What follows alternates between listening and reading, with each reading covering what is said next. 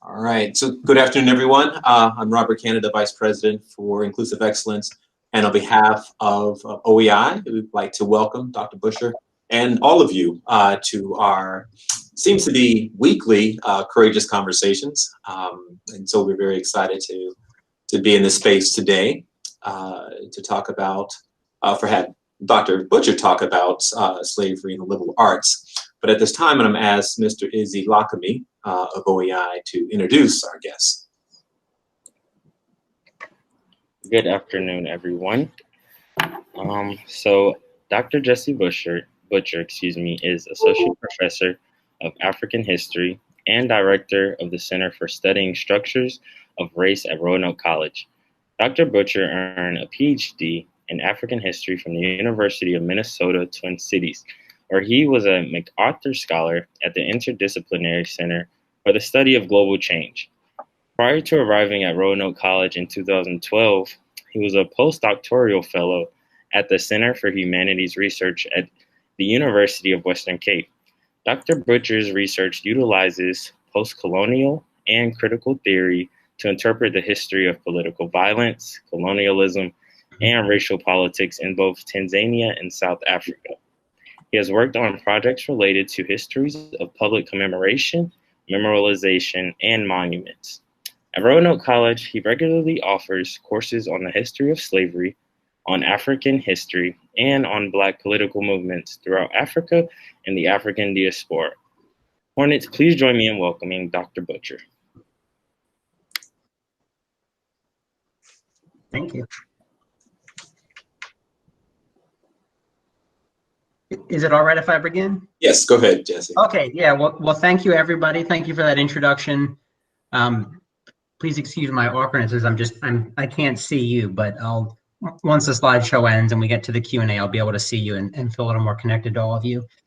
Thank you so much to Dr. Canito for inviting me. We originally connected in the summer, just corresponding and Zooming, and it's, as always, I'm looking for positive things right now. And one of the really positive things this summer and this period during the pandemic is I think that a lot of us are finding new ways to connect with people and really to maintain some of those social interactions. And this has been one of the really nice ones that we've developed, both over Zoom and by correspondence, and now here with the larger Lynchburg, University of Lynchburg community. So thank you so much for inviting me to this series. I was able to spend some time earlier this week looking at some of the other lectures, and it seems like a great program, and it appears that a lot of wonderful things are happening at UL. So thanks again for including me.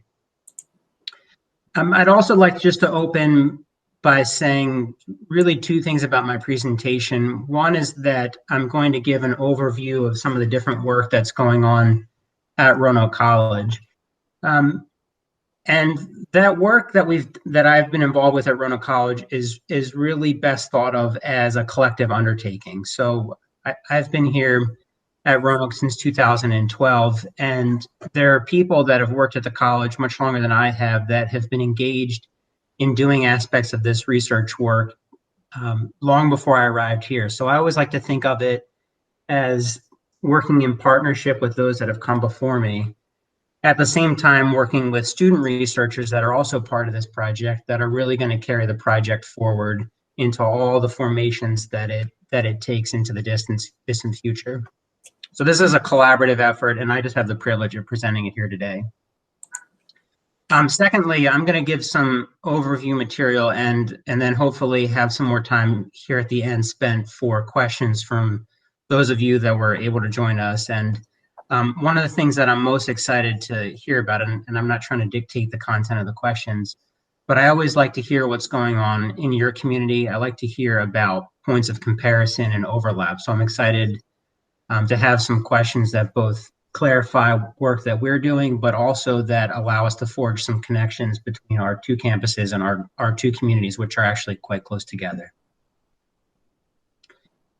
So the overall goal of my talk today is to describe the historic role of slavery at Roanoke College. I've entitled my lecture, "The Slavery and the Liberal Arts, Perspectives from Roanoke College." And really, I'm interested in a few things. On the one hand, I'm interested in the specific details of the history of slavery at Roanoke College, who the enslaved people were that worked at the college in the period before the Civil War. I'm interested in telling the history of how the college benefited from the economic and political institutions of slavery in the mid-19th century.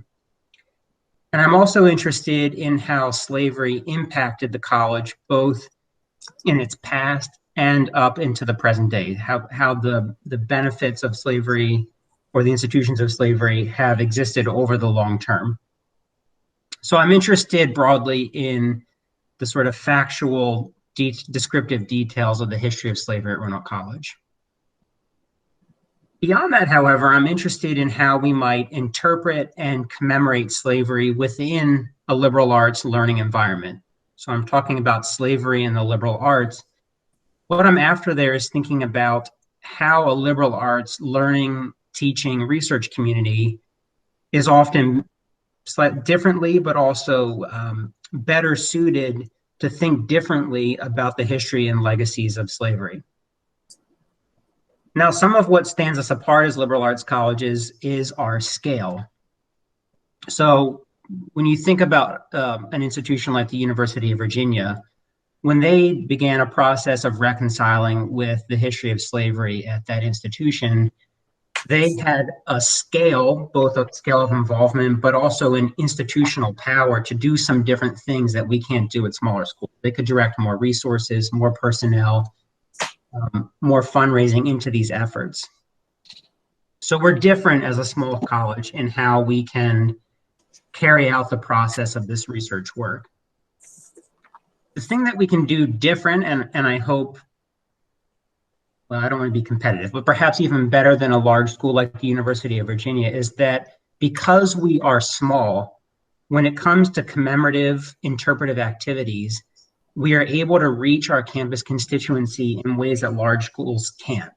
So when we talk about commemoration of the history of slavery at Roanoke College, we're going to utilize the fact that we have a purposely constructed living learning community at our campus that we can directly contact and reach and expand this commemorative activities. Like many 19th century colleges, Roanoke College was closely entwined with the institutions of slavery, both at the institutional level, in terms of questions about funding and building, but also in terms of Roanoke College's political relationships with the larger state and region. Like many colleges in Virginia formed before the Civil War, slavery helped comprise and shape the very foundation of the college. As such, we need to be working on new sets of foundational questions about our institution. Historically, one of the questions that we've asked at colleges, and I mean not just Roanoke College, but other colleges in the United States, we've asked the question, to what extent did a college or university grow economically from its connections to slavery? How did institutions fundraise? How did they use money generated by enslaved persons? How did they receive endowment funds from slaveholders? Economic questions. Dr. Bucher? Yep. Yes. Are your slides supposed to transition? No. I can click through them. Okay. Yeah. Sorry about that. That's okay. But I can go ahead and switch one. Can you see this one now? Yes. I'll give you a change of scenery. Okay, thanks. I didn't do many slides. I never like to rely too much on slides for a presentation in case the technology is not working. So the first question that we're typically asking is economically, how was a college connected to slavery? The question that I also want us to think about, though, is to what extent does slavery function as a foundational category of an institution? And this is a broader question. This is a question that forces us to think of slavery not just as an economic problem, but also as an epistemological problem, as a conceptual problem, as a problem related to the very intellectual foundations of the institution itself. To begin working on these questions at Roanoke College, we formed the Center for Studying Structures of Race in 2019. The goal of this center has been and will continue to be to bring together and reconcile the two forms of inquiry that I've described there about the legacies of slavery at Roanoke College. As the name of the center suggests, we're interested in studying structures of race. In other words, we're going to talk both about the physical, structural remains of slavery, buildings like the one that I put here on the PowerPoint slide, which was built by enslaved workers, and at the same time, analyze forms of structural racism that are also present in and around the history of our institution.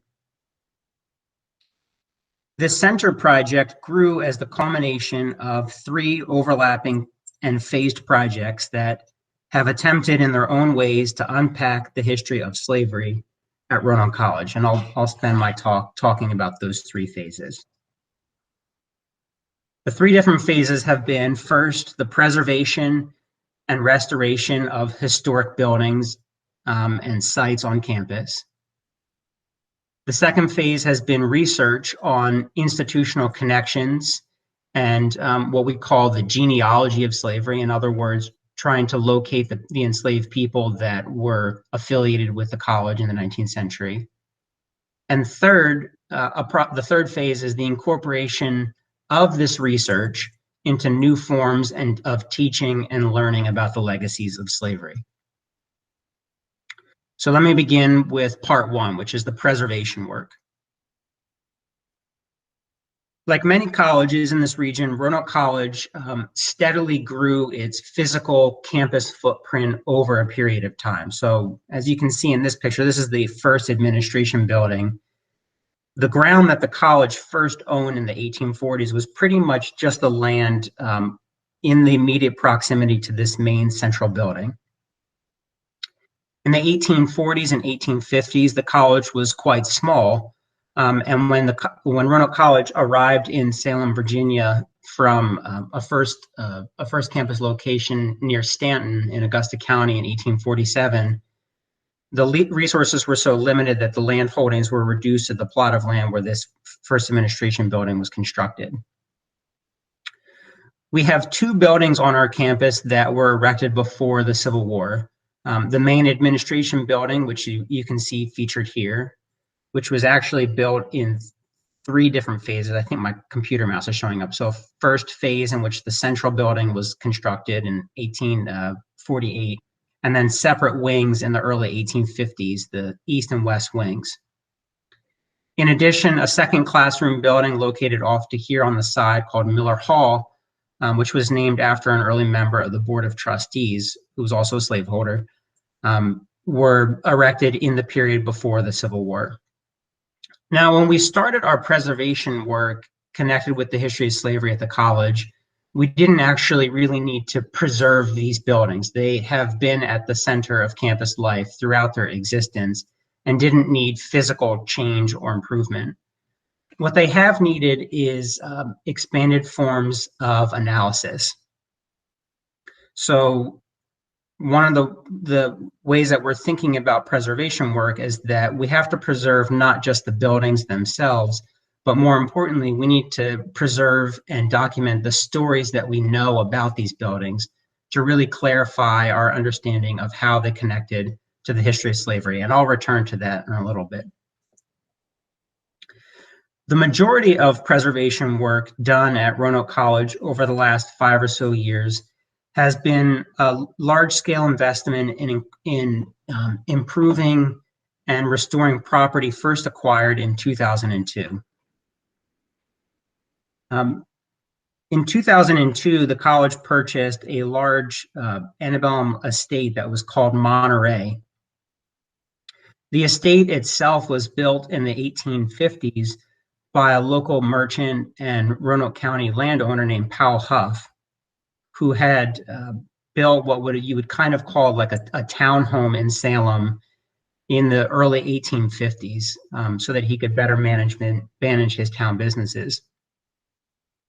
The property was sold during the Civil War and converted first into a boarding house and then into a hotel. This is one of the side properties. But what was unique about the Monterey estate was that it had a series of existent 1850s era dependency buildings. So this building that I show here on the slide is what we call the Clay Street House. And the buildings on the property, especially the outbuildings, were in serious disrepair. The first one that we did improvements on is featured here. This is called Clay Street House. This was built in the 1850s. Here it is improved, and the large main house is up here on the top of the hillside, and then this is a side outbuilding. So the Clay Street House was originally constructed as a dependency of the main house building, and in the 1850s, it's possible that it was used and inhabited by enslaved workers. It's also possible that it was inhabited by a different employed family that was working a tannery that was located on site. There's a creek that runs directly next to this building, and there was a 19th century tannery. The Clay Street House was the first building that we renovated and have subsequently used to interpret as a 19th century dwelling. Now, what's important about the Clay Street House is that in this area, there aren't that many freestanding wood frame residential buildings that actually exist in what you would call its 19th century footprint. In other words, the building hasn't been added to or substantially altered over time. It pretty much looks the way that it did in the 19th century, especially now that it's been restored. The second, and for me, the more important building that we renovated was the 1852 slave quarters, which is directly behind the main house. So the main house building is essentially about 15 feet next to where the slave quarters was. And when you look at this image, you kind of have to let your eyes peel back a few of the addition layers. So the garage building that's located there was added on later in the 19th century, as was the external porch. But the building here is an 1852 two-story slave quarters, which had primarily had workspace on the main downstairs floor and then dwelling space on the second floor of the property. And both owners of the house in the 1850s were slaveholders. Powell Huff in 1850 had approximately 10 slaves, and the second family, the Chapmans, had 14 in the 1850 census. Now, the reason that this building is so important is that there are a limited number of slave dwellings in this region that are preserved and, more importantly, that are open to the public. In Salem City and in Roanoke County in general, there are at least 2 more buildings that closely resemble this slave quarters. They were built by the same brick-making company that I'll talk about a little bit later. There are 2 matching structures that are near identical in shape and size. One of them is owned by a furniture store where they sell outdoor furniture in the actual quarters building. And the second is on the property of a private home and is I think used for storage and is not accessible. So this building was important to us because it allowed us to preserve a really, really historically significant structure, the likes of which aren't as typical as they should be. At the same time that we were engaging in this preservation work, Roanoke College became a founding member of the University Studying Slavery project. And that project, as some of you may know, is really a larger consortium of schools across the United States, but I mean primarily on the Eastern Seaboard, in which the schools themselves had institutional connections to slavery in the 19th century. And the consortium of schools meets to carry out conferences and research activities to really clarify what some of those relationships looked like. In 2017, Roanoke College hosted Joseph McGill, who some of you may know. He formed and runs the Slave Dwelling Project, in which he travels around to spend the night in slave dwellings and to give public lectures, meet with students, to raise awareness about preservation of slave dwellings.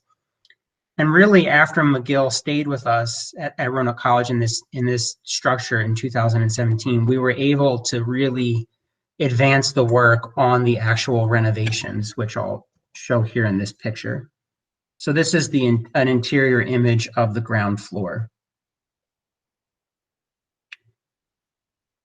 Now, what you can see in this image are a few things that I'll point out. So the building itself, the slave quarters itself, had been repurposed multiple times between its construction in the 1850s and then when the college bought it in 2002. It was used as a workspace, it was used as a storage building, and in the 1930s through 1950s, I believe it was used as an apartment building. So it had been added to and altered multiple times.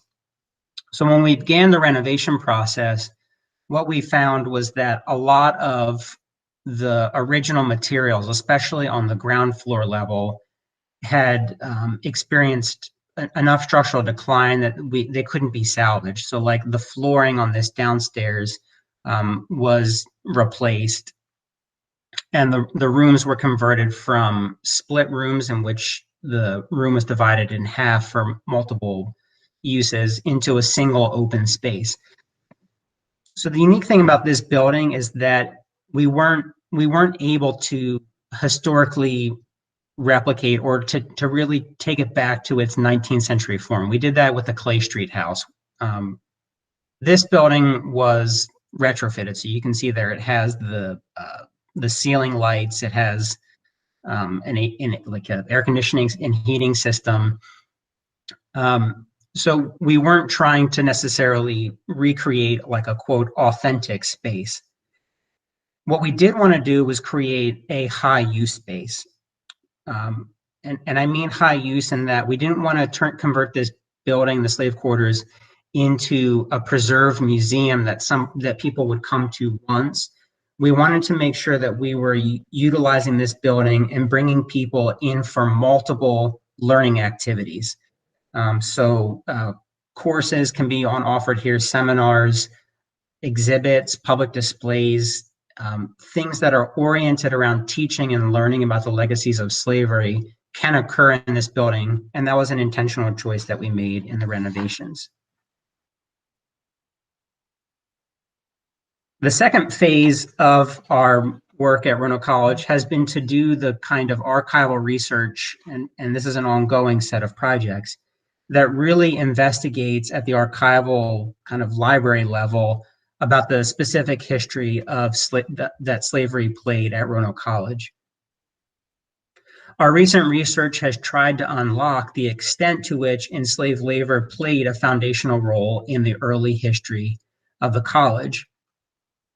And what we've found so far, and again, this research is ongoing, is that our connections to slavery were both typical in comparison to other schools founded in that time period, but also fairly extensive, which is to say that the generated wealth utilized to form and grow the college in the 1840s and 1850s and early 1860s primarily came from people that were deeply invested in the slaveholding economy.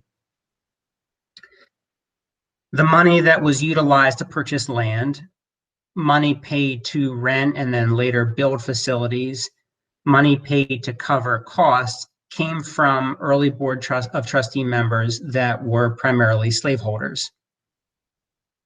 Now, what's interesting about our college's history is that the college itself in the 1840s and 1850s especially was what you might call, financially speaking, cash poor. A lot of the early business of the college was done with with loan payments, with the accumulation of debt. Payments were made by piecing financing together. Professors were often unpaid, and the school really depended and relied on a subset of local elites, large landowners, the wealthy elites, to keep the school going. I bring that up because although there isn't an extensive paper trail demonstrating this, it's fairly clear that cash payments, or at least distribution of slave labor to develop and grow the campus in the 1840s and 1850s, was given by slaveholders who then exchanged the labor of other people for the education of their sons. So if that makes sense, there were often kind of like IOU statements that were given, so labor was exchanged for education. Now, the reason that the local elites were doing this was that Salem at this time period was growing and establishing itself as a town. Earlier in the century, Roanoke County had split from Botetourt County, and town leaders, acquired and built the court proceedings. The judges were located here at a courthouse first built in the 1840s, which was expanding the scale of the local economy. When Roanoke College arrived in 1847, it further added and supplemented the apparent prestige of the town itself. It put us on the regional map, so to speak, while also enabling the education of more elite white men that lived in town. So this wasn't just the college students themselves, but also young men that attended affiliate academies that are sort of like a high school education that would then lead into the college education. I'll go back here to this first building. So the other thing that our research has uncovered was that the first building were constructed by enslaved workers. So this is the administration building again. The construction work for the main part of the admin building was done through a contract with the J.C. Darley brickmaking and building contractor. So for a cost of approximately $1,000, the Darley, J.C. Darley and his son built this first building. Now, what's interesting about the Darley brothers, that there's a prominent family called the Darleys, and they were in the mid-19th century farmers and who later entered into the brickmaking and construction business. And they were able to enter into the brickmaking and construction business in the 1840s because the two Darley brothers traveled to Richmond, Virginia, and purchased two enslaved men, Charles and Peyton Lewis, both two brothers, both of whom were trained artisans in brickmaking and construction. So the capacity of the Darley brothers to grow into the most prominent brickmaking and construction firm in the 1840s and 50s was entirely contingent on the expertise of the enslaved workers that they purchased in Richmond in the 1840s. The Darley construction outfit built or I should say the contract went to the Darleys and their enslaved workers built the first campus building. And indeed, what's fascinating is that, just to kind of hammer home the point of how wedded this economy was to slavery, the generation of Darley men that had this business, after the Civil War ended, they left the construction business. And the reason they left the construction business was because they lost control over their expert labor that was actually making the business itself possible. It was only after a period of about 20 years that the Darleys were able to re-enter in that next generation back into the construction business, and they did that by hiring former slaves that they indeed had once owned. Our research has also identified other connections with slavery in the 19th century. One of the stories that was the sort of received wisdom was that, Roanoke College as an institution didn't own slaves. the famous example of this is Georgetown University, which sold some enslaved people in the 19th century to fund the college. So we often tell, well, we didn't own slaves, but that doesn't mean that we didn't benefit. And when you look at the first two generations of members of the Board of Trustees, almost all of them were slaveholders, both in the Augusta, Roanoke County, and Botetourt areas that the college really connected with. The most interesting thing for me that I've learned from this process is that when you start to look at the deep connections that our roots extend into the slave economy, one of the things that you identify are the wide ranges of slavery that were taking place in and around Roanoke College. And when I talk about this, I mean that this wasn't just typical or expected forms of aspects of the slave economy, like agriculture or domestic work, but you see that in and around this growing town in the 19th century, Roanoke College was entering into relationships with enslaved people and slaveholders that were controlling artisanal trades like brickmaking, that were working in industrial settings. There was a hat factory that Powell Huff owned, and he's the person who built the Monterey complex. So industrial slavery, but also skilled trades like leather tanning, plastering, the list goes on and on. So one of the things that we've been able to identify is that the actual range of labor activities was much broader than we had originally anticipated. There are certain things that make some of this research difficult, and I alluded to this earlier, is that a lot of the economic activities of the college in the 19th century were done on a more informal basis. So the college would enter into informal, non-written contracts in which labor and benefits were exchanged. So for example, work would be carried out with kind of like in-kind payments that would come at a later date. So it's often difficult, like we don't have like a very good, Excel spreadsheet, a ledger. I've been using Excel spreadsheets to document this, a ledger that would show all the transactions that were occurring. The last thing on researching labor activities before I move on to our third phase, the last thing to say about this is that the college also hired free Black artisans that worked in the region for the construction projects. So all the plastering work that was done on the interior of the administration building was done by a free Black man who lived in Botetourt County and then worked here in Salem.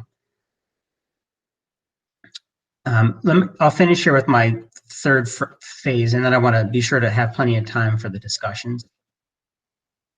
So the third phase of our work at Roanoke College has been to engage in what we're calling interpretation and commemoration of the legacies of slavery at the college. And really, our overarching goal is to make sure that interpretation and commemoration avoid what I would refer to as single visits of a significant location. So what I wanted to avoid was that people would come and see the slave quarters, they would read a brochure, and then they would never come back again, or they would read a placard on a building that gives some information, read it once, and then not really think about it again. What we do want, and this is here where we can see the real intersections of slavery and the liberal arts environment, is that we want to make these physical sites, these physical structures that connect to the legacies of slavery, an integral part of how the college talks about the multiple periods of its founding. Which is to say that when we talk about the legacies of slavery, we need to think about the college existing at multiple times in its past, that the college is founded, it's refounded, that this notion of a college existing and thinking about its own past is an ongoing process. We can't just say those are things that happened in the 1840s and 1850s, but that they're actually, we're feeling the effects in an ongoing way up to today. We don't want to just issue an institutional apology for past misdeeds, but we want to pursue, through our teaching and research and learning, new forms of accountability and deep consideration. And it was out of those principles that we developed the Center for Studying Structures of Race, to think deeply about memory and commemoration of slavery. Now, much of this commemorative activity is occurring right now against the backdrop of debates about the Confederate monument, and for good reason. The monument that's pictured here is actually located on the front edge of the Roanoke College campus. The building behind it is the 1910 Roanoke County Courthouse, and the statue was dedicated by the United Daughters of the Confederacy at the same time as the courthouse was unveiled in 1910. In 1987, Roanoke College purchased the courthouse building from Roanoke County and converted it into classrooms and offices. But Roanoke County itself retained ownership of the land that's both, there's a concrete slab here, the land that is underneath the Confederate monument itself. So this is technically still, the monument is owned by Roanoke County. It's located inside the city of Salem within the Roanoke College campus. So Roanoke College is sort of has taken on the responsibility of explaining a monument that it doesn't own. Now, the thing that I often talk about is that this Confederate monument that's located on our campus is a structure of race. The monument is a carefully preserved form of, this is an act of historic preservation. So this is a carefully manicured, carefully attended to monument that has existed for 110 years. It's been sustained over time. When it was erected in 1910, this monument represented a triumphant consolidation of white supremacy and the successful redemption against Reconstruction. So it was placed at the front edge of the courthouse property. It's actually on the location that the Confederate troops enlisted to join the cause in 1861. But it was a celebration, a victory statement against a final victory against Reconstruction. And it went up at a time when local laws and ordinances in the city of Salem itself restricted African-American land ownership to all but the tiniest subsection of town. So this was part of a larger public effort to sustain, implement, and redouble the effort of segregation and racial violence. Now, although the college has issued a standing appeal to have this Confederate monument moved, there is in Roanoke County no real political imperative to actually relocate it, contextualize it, or do much of anything with the monument. So over the last year, last school year, we've started what we call the Not Our Monument Project, which is being run alongside some of our other commemorative efforts, and has really been asking our campus community to think about and contextualize and do some of the things that public officials in Roanoke County have refused to do, to talk about the history and legacy and commemoration of slavery in an honest and robust dialogue.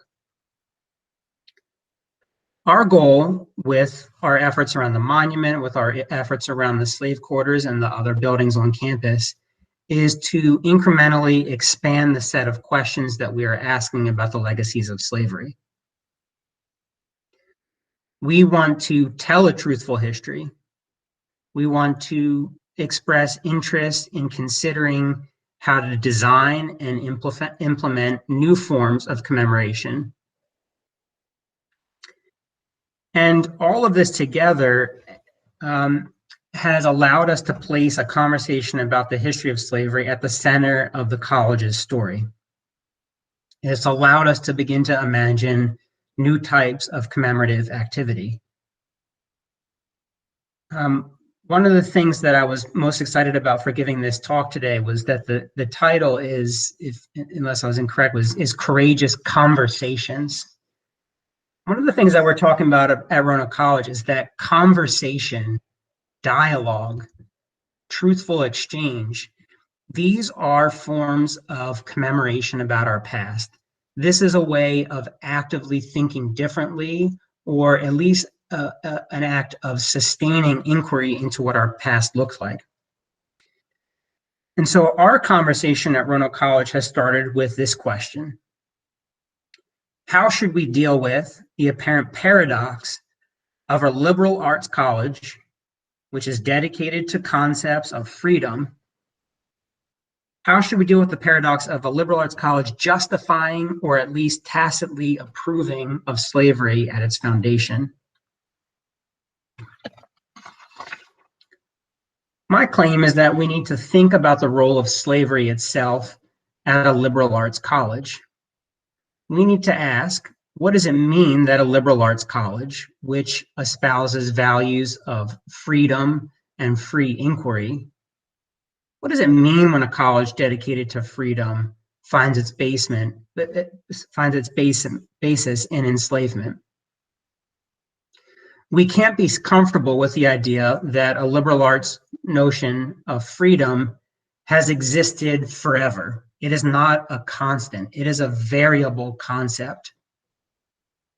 To ask this requires us to consider whether or not the liberal arts, with its broad claims about the quote universal, what it means when those universal concepts have their genesis in narrow and pernicious forms of racial thinking.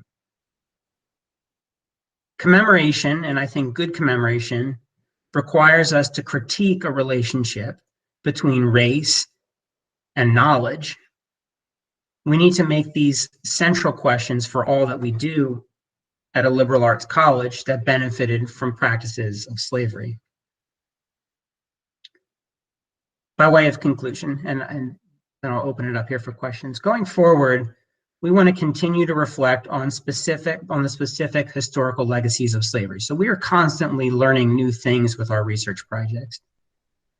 But at the same time, we can't wait to expand our dialogue about structural racisms that exist in local, national, and transnational contexts.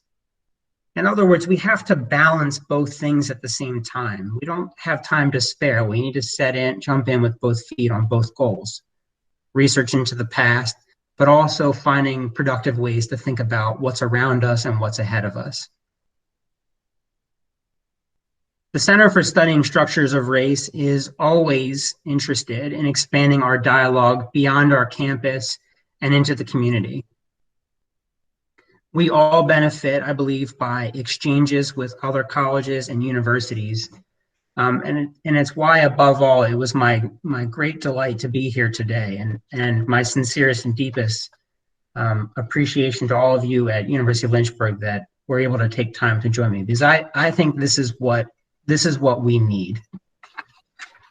Thank you.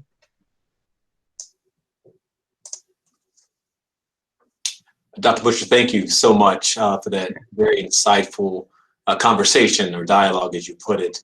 At this time, I'm going to open it up to our participants to see if they have any questions for you.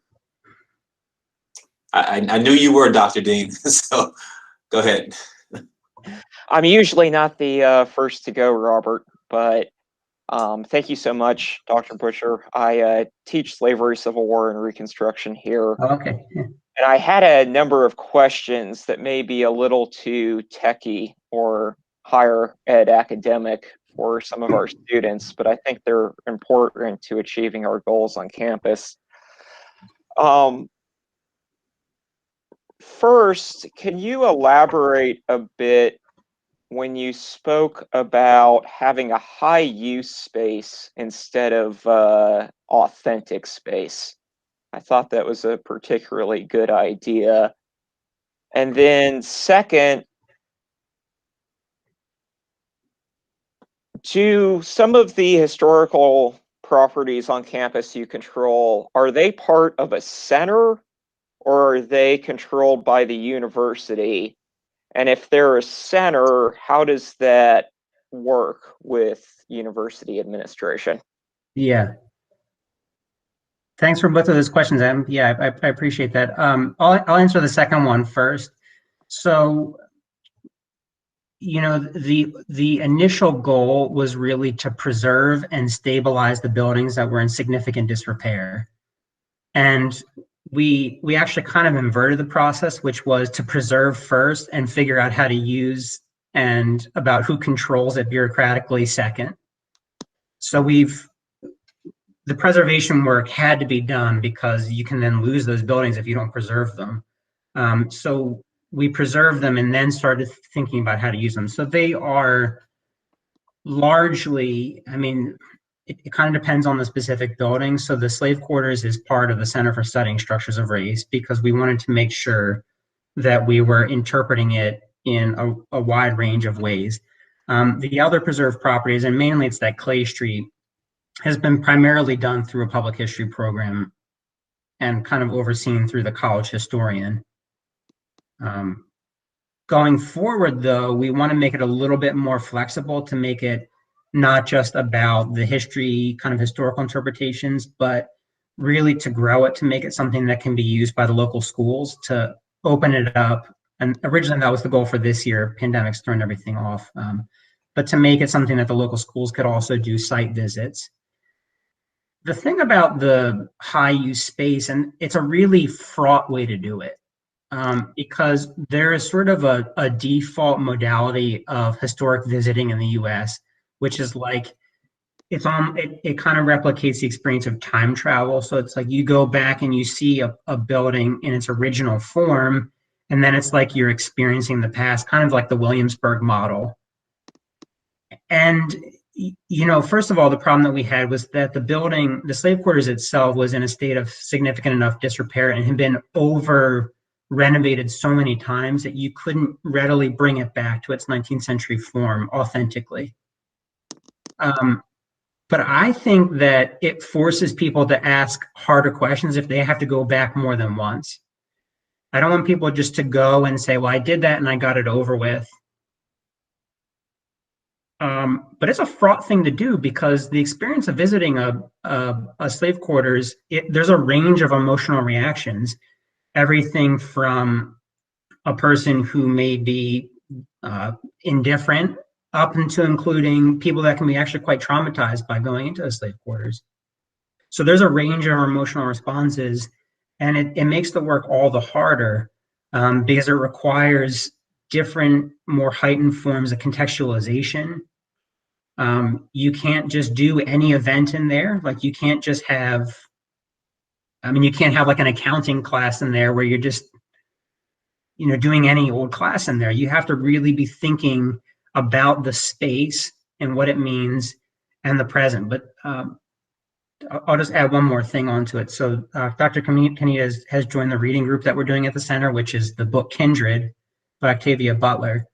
And when I was writing the proposal for this center, I was reading Kindred.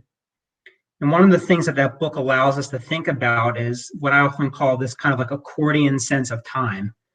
That when we think about the past, we're sort of moving through emotional, intellectual spaces back and forth. And that's the ambition of the center, is to really trouble this sense that like slavery was then, we've resolved that problem, and we can live differently now. It requires harder work. Thank you. Sure. Yeah. Thanks for your question.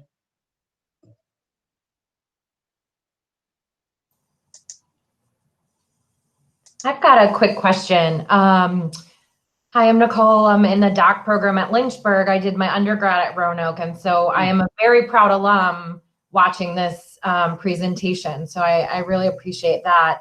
But I wonder, has there been any attempt to connect with the families of the slaves who were on there, or the ancestors, to bring them into the project and the conversation as well? Yeah, thank you so much. And you'll have to tell me, maybe you can send me an email telling me your connection with the college. That would be great. So we have 3 different research projects through our center, all of which are I'm sponsoring student researchers to train the students in being involved in this process. But one of them is called The Genealogy of Slavery. And we're thinking about the 2 meanings of the word genealogy. So genealogical in the kind of philosophical sense of unpacking the implications and impacts of slavery, but also actually doing genealogical work, which is quite difficult to do because the records are often really incomplete. So we're starting with what we know, which is that we can work kind of outward from the known figures that were affiliated with the college. So employees, board of trustee members. Now, when you look in the slave schedules and the census records, it gives you an incomplete sense. But we've started to expand it into some other layers, like looking at population records in the 1870 and some of the off year. So the ultimate goal is, yes, 100%. We want to, as broadly as possible, identify the genealogy of the college to whatever extent we can. We want to gather more information, but like over the next couple of years, I'd like us to be, maybe to say a hub is overstating it, but I'd like to find ways to connect with African-American genealogists that are doing the really hard work of locating family records from that time period. It's really hard to do. Sometimes it's first names, sometimes there's name changes, sometimes people are relocating. So it's a complicated process, but yeah, 100%. Thank you. Yeah. Other questions for Dr. Bucher? Allow me to ask a question, Jesse, in regards to, and not minimizing the impact of slavery at Roanoke, okay? But I'm thinking about the indigenous, the tribes that were on the land, that owned the land long before anyone else, right? Any thought, any research going on at Roanoke? Yeah, so our college is built on Concord Tatello land. I went back and forth. I'm glad you asked the question because that was one of those paragraphs that I had in and then took out. I kept going back and forth, and I didn't include it because I don't have enough expertise on the subject to speak to it at great length. You're 100% right. This is Concord territory. And when we talk about the land transactions of the land being sold to the Board of Trustees in 1847, when the college arrives here from Augusta County, they're handing over land that was owned by somebody else beforehand. And this is, this region of southwestern Virginia was considered frontier territory. I mean, it was Fort Lewis was right next to here. There's lots of things named after Andrew Lewis. So that is 100% totally kind of like on our radar, but is in that next phase of research. And we're being guided by the abundance of things that we don't know. And there's no more honest answer I can give, which is that our knowledge of it is entirely inadequate. Okay. Appreciate that. Sure. Okay. If there are not any other questions for Dr. Bucher, again, thank you so much for your time and your talents and your commitment to this topic. I think that more universities in the South, or at least, that have an impact in relationship with slavery should talk more about this, should have more open and honest and crucial, courageous conversations about this. So we will continue our partnership with Roanoke in any fashion we can. And if there's anything we can do on our end to connect the two universities, please let us know. So, but again, on behalf of OEI, I want to thank everybody for taking time, your lunch schedule, to be part of this courageous conversation. Yeah, thanks for organizing it. No problem. Thank you all.